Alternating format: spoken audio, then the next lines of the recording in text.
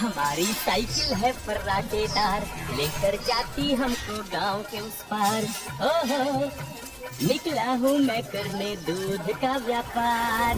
मनसुख सुनीता चाची के घर के बाहर साइकिल रोकता है और घंटी बजाता है।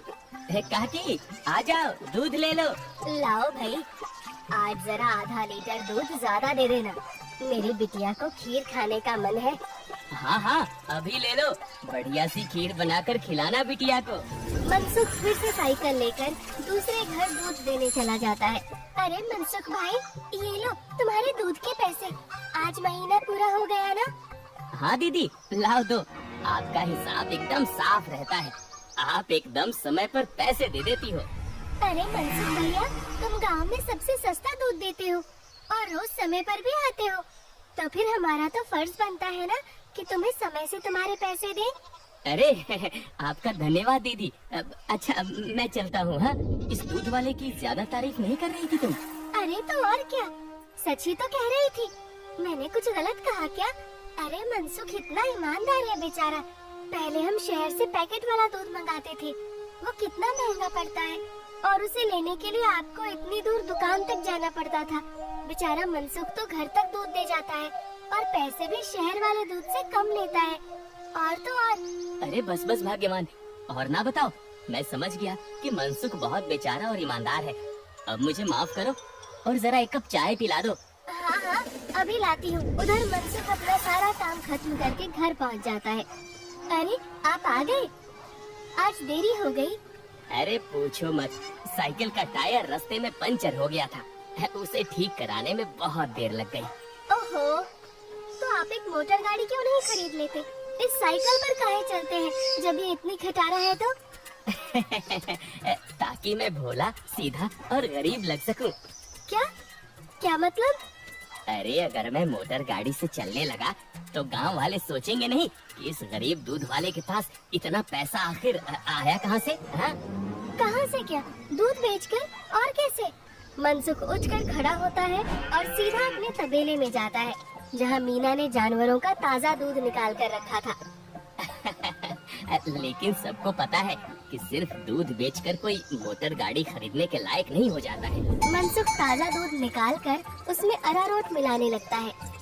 अरे रुकिए रुकिए, ये दूध तो हमारे इस्तेमाल का है, इसमें अरारोट क्यों मिला रहे हैं? अरे मूर्ख औरत, कितनी बार तुमसे कहा है कि हमारे इस्तेमाल का दूध अलग रखा करो। यहाँ तबेले में मैं सिर्फ बेचने वाला मिलावटी दूध ही रखता हूँ। जी जी, माफ करिएगा, अभी हटा देती हूँ। गाँव वालों की सोच के विपरीत मनसुख राम तो एक बहुत ही लालची और चालाक दूध वाला था। मीना दूध हटाकर ले जाती है और मनसुख हंसता हुआ खुद से कहता है, गांव वालों की नजर में मैं एक बेचारा गरीब दूध वाला हूँ, तो वही रहने दो। मेरा असली चेहरा कभी किसी के सामने नहीं आ पाएगा। और मैं ऐसे ही मिलावटी दूध बेच बेच कर बहुत सारा धन जमा करता रहूंगा। मनसुख की धोखेबाजी की गाड़ी ऐसे ही मजे से चल रही थी। एक दिन उस गाड़ी में सवार होने के लिए कुछ और यात्री भी आ गए। एक दिन मनसुख साइकिल से दूध बेचकर वापस घर जा रहा था और फिर से उसकी साइकिल पंचर हो गई। अरे ये खटारा तो नाक में दम कर रखी है, फिर से इसको बनवाना पड़ेगा।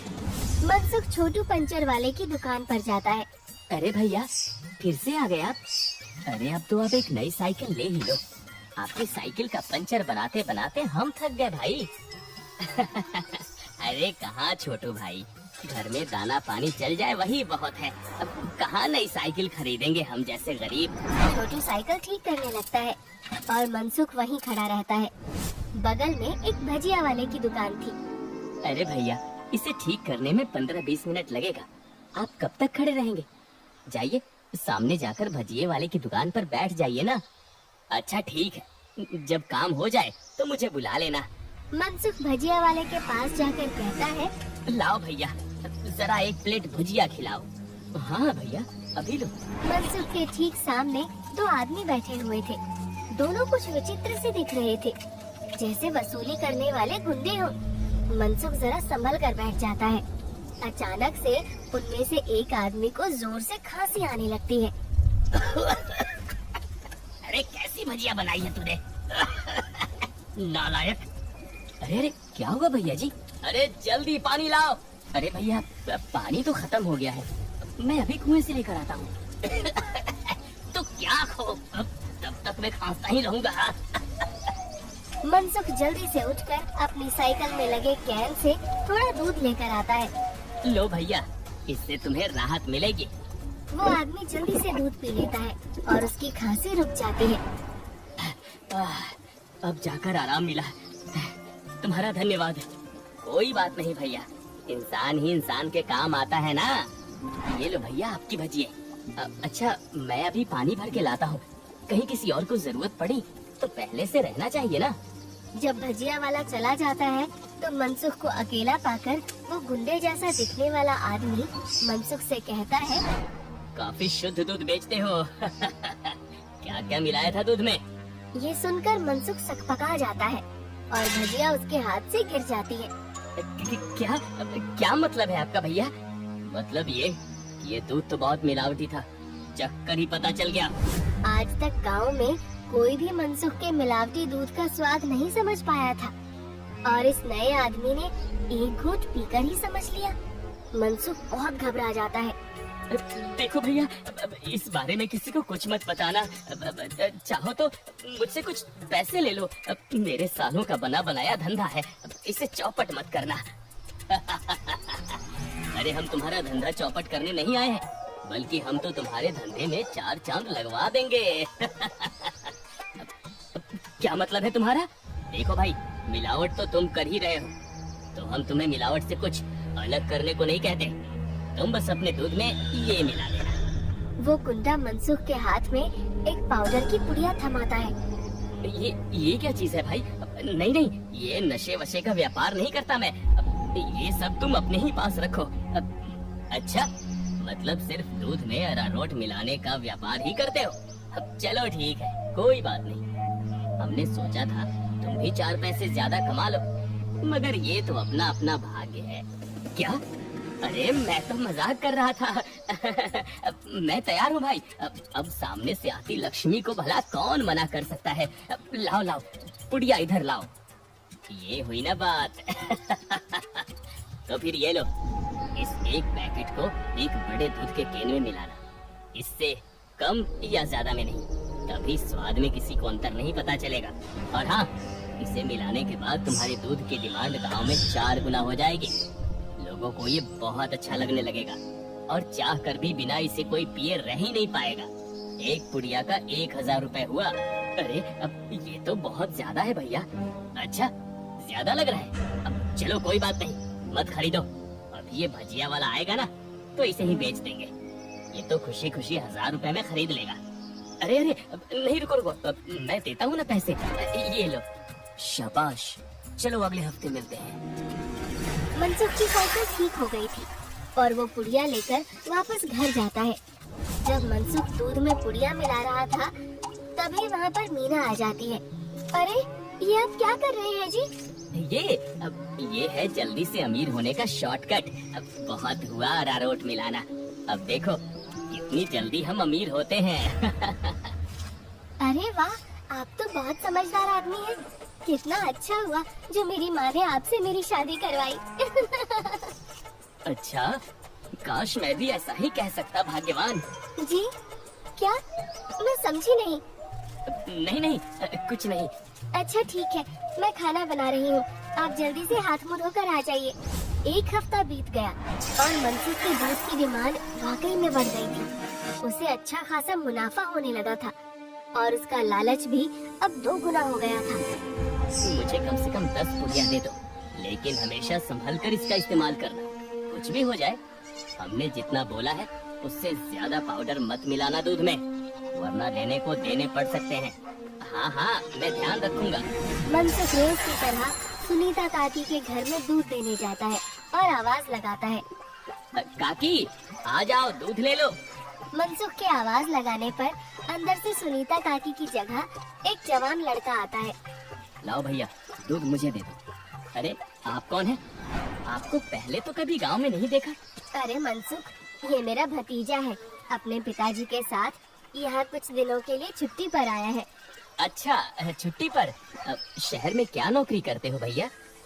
पुलिस में हूँ। पुलिस का नाम सुनते ही मनसुख घबरा जाता है और उसके हाथ से बर्तन छूट जाता है। सारा दूध नीचे गिर जाता है। अरे अरे, ये क्या हो गया? ये दूध कैसे गिर गया? वो गलती से हाथ से बर्तन फिसल गया था काकी। कोई बात नहीं, दूसरा दूध दे दो। अरे नहीं, आज तो दूध खत्म हो गया है काकी। मैं कल आता हूँ ना। अच्छा, अब मैं चलता हूँ। इतना कहकर मनसुख जल्दी से वहाँ से भाग जाता है। मनोज और सुनीता दोनों को मनसुख की ये हरकत बहुत अजीब लगती है। ये इसे क्या हो गया? इसने ऐसा तो पहले कभी नहीं किया। होगी जरूर कोई बात। खैर चलिए, अंदर चलते हैं बुआ जी। आज तो बाल बाल बचा। कहीं उस पुलिस वाले को सच का पता चल जाता तो आज तो मैं गया काम से। बाकी की जिंदगी जेल के अंदर काटनी पड़ती। अरे क्या हुआ जी? आप ऐसे हाफ क्यों रहे हैं? फिर से कुत्तों ने दौड़ा दिया था क्या? अरे चुप करो तुम। तुम्हारे ही बोलने की कमी है इस वक्त। जाओ यहाँ से। मेरे सर में दर्द हो रहा है, उसे और मत बढ़ाओ। क्या आप भी? मैं जब भी बोलती हूँ पता नहीं कैसे आपके सिर में दर्द होने लग जाता है। ओफो, तुम्हारे सामने आकर बैठना ही पाप है। मैं जा रहा हूँ यहाँ से। मनसुख गुस्से में घर से बाहर जाने लगता है और तभी वो देखता है कि सामने से मनोज चला आ रहा है। अरे दादा रे, ये वापस यहाँ क्यों आ रहा है? मनसुख जल्दी से वापस घर के अंदर भाग जाता है। देखा, नहीं रह पाए ना मेरे बिना। अरे चुप करो तुम, जब देखो तब बकवास। क्या मैं अंदर आ सकता हूँ? जी आप यहाँ आइए आइए। हाँ, वो दूध गिर गया था ना, तो बुआ जी ने कहा कि आपके घर आकर दूध ले जाऊं। बड़ा विश्वास है उन्हें आप पर। मैंने कहा कि पास की किसी दुकान से जाकर दूध ले आऊं, लेकिन उन्होंने कहा कि मनसुख भाई के वहाँ से ही दूध लेकर आओ। अरे ऐसी बात है क्या? ये तो काकी का बड़कपन है, वरना मैं तो बस मामूली सा दूध वाला हूँ। अच्छा, ऐसा लगता तो नहीं है। गांव में तो आपके बहुत चर्चे हैं। मैंने तो आज तक किसी आम दूध वाले का इतना नाम नहीं देखा है। मनसुख थोड़ा घबराता है और फिर मीना से कहता है, इन्हें चाय वाय पिलाओ, मैं इनके लिए दूध लेकर आता हूँ। ये शहर से आए हैं, बहुत बड़े पुलिस वाले हैं। अरे वाह, आप बैठिए, मैं अभी आपके लिए चाय लेकर आती हूँ। मनसुख तबेले में जाकर शुद्ध दूध निकालता है। अरे अब मैं क्या करूँ? इसे मिलावटी दूध कैसे दूँ? और अगर एकदम शुद्ध दूध दिया तो फिर सुनीता काकी को स्वाद अलग लगेगा। ये तो मैं अच्छा फंस गया हूँ। मनसुख सोच विचार में डूबा था और उधर मीना चाय बनाकर ले आती है। लीजिए, गर्मा गर्म चाय और पनीर के पकौड़े खाइए। मनसुख तबेले से बाहर आकर बहाना बनाता है। अरे आज इतनी गर्मी है ना, जो भी बचा हुआ दूध था वो तो फट गया। माफ करना, आप इतनी दूर आए और दूध ही नहीं बचा। अरे चलिए, कोई बात नहीं। आज हमारे नसीब में आपके यहाँ का दूध नहीं लिखा है, तो कोई बात नहीं। अब वैसे भाभी जी ने बहुत कमाल के चाय और पकौड़े बनाए हैं। एकदम शुद्ध दूध और पनीर का स्वाद था। अब मैं चलता हूँ। मनोज इतना कहकर चला जाता है। पीछे से मनसुख चिढ़ते हुए मीना से कहता है, अरे क्या जरूरत थी पकौड़े बनाने की? अरे केवल चाय देती ना, उससे ज्यादा स्वाद नहीं देना था। छी छी, कैसी बातें करते हो? मेहमान तो भगवान होता है ना। ओफो, तुमसे बहस करना ही बेकार है। गुस्से में मनसुख चला जाता है। मनोज के डर से कुछ दिनों तक मनसुख किसी को भी दूध देने नहीं जाता और बीमारी का बहाना लगा देता है। ये क्या चल रहा है दूध वाले? तुम हमसे पुड़िया क्यों नहीं ले रहे हो? कहीं किसी और से सौदा तो नहीं कर लिया? अरे नहीं, गांव में एक पुलिस वाला आकर ठहरा है। उसके रहते मैं मिलावटी दूध नहीं बेच सकता। कुछ दिन इंतजार करना पड़ेगा। क्या? अच्छा ठीक है, तब तो हमें मिलाना भी नहीं चाहिए। इसी तरह मनसुख और गुंडों का काम कुछ दिन तक ठप रहता है। एक दिन अचानक से मनसुख देखता है कि मनोज सवेरे ही बैग लेकर स्टेशन की तरफ जा रहा था। अरे आप वापस जा रहे हैं? हाँ भाई, मेरी आज शहर की वापसी की ट्रेन है। अगली बार आऊंगा तो अपनी तबीयत बढ़िया रखना, तब तुम्हारे घर का शुद्ध दूध और पनीर जरूर खाऊंगा। इतना कहकर मनोज चला गया और मनसुख खुशी से तबेले में गया। चलो बला टली, अब फिर से काम पर लगता हूँ। मीना पहले से ही खड़ी दूध में पुड़िया वाला पाउडर मिला रही थी। अरे ये क्या चल रहा है? वो मैंने सोचा आप बहुत दिनों से काम पर नहीं गए हैं, तो आज आपसे कहूँगी काम पर जाने को। और ये पाउडर यहीं रखा था, तो मैंने सोचा मैं ही मिला दूं। मनसुख ने देखा कि मीना के हाथ में एक पुड़िया थी। अरे तुम अपने काम से काम रखा करो, ज्यादा मेरे काम में अपनी नाक मत घुसाया करो। हटो अब। मनसुख दूध की कैन लेकर चला जाता है। मीना चिढ़ते हुए जमीन पे पड़ी 4 और पुड़िया उठाते हुए खुद से कहती है, जब देखो तब चिल्लाते रहते हैं। इनका काम आसान करने पर भी चिल्लाते हैं। 5 पुड़िया दूध में डाल दी तो इन्हें तो आसानी हुई ना, कभी समझते ही नहीं। मनसुख दूध सारे गांव में बांटकर घर आ गया। इतने दिनों बाद आज काम किया, मैं तो बड़ा थक गया। जैसे ही मनसुख सुस्ताने बैठा, उसके कॉलर पर मनोज ने हाथ रखा। मनोज को देखकर मनसुख के होश ही उड़ गए। तुम यहाँ? अरे दूध वाले, नशे का तो ठीक है, मगर इतना नशा कौन मिलाता है दूध में कि पहली घूंट में ही आदमी का सर चकरा जाए? क्या ये क्या बकवास है? मैं नहीं जानता ये सब तुम क्या कह रहे हो। और तुम्हारी तो ट्रेन थी ना? जी हाँ, मगर मेरी ट्रेन कैंसिल हो गई है और आपकी ट्रेन का समय हो गया है। चलिए, अब आपकी ट्रेन सीधा हवालात में जाकर रुकेगी और रास्ते में आपके साथियों को भी सवार कर लेंगे। मतलब मैं जैसे ही घर वापस गया, बुआ जी ने मुझे 1 गिलास दूध दिया। दूध पीते ही पता चला कि उसमें कितना नशा था और मेरे जाते ही तुम्हारी तबीयत एकदम ठीक हो गई। बस मैं समझ गया कि क्या हेरा फेरी कर रहे हो तुम। नहीं, कोई हेरा फेरी नहीं है, मैंने कुछ नहीं किया। जरूर किसी ने मुझे फंसाया होगा।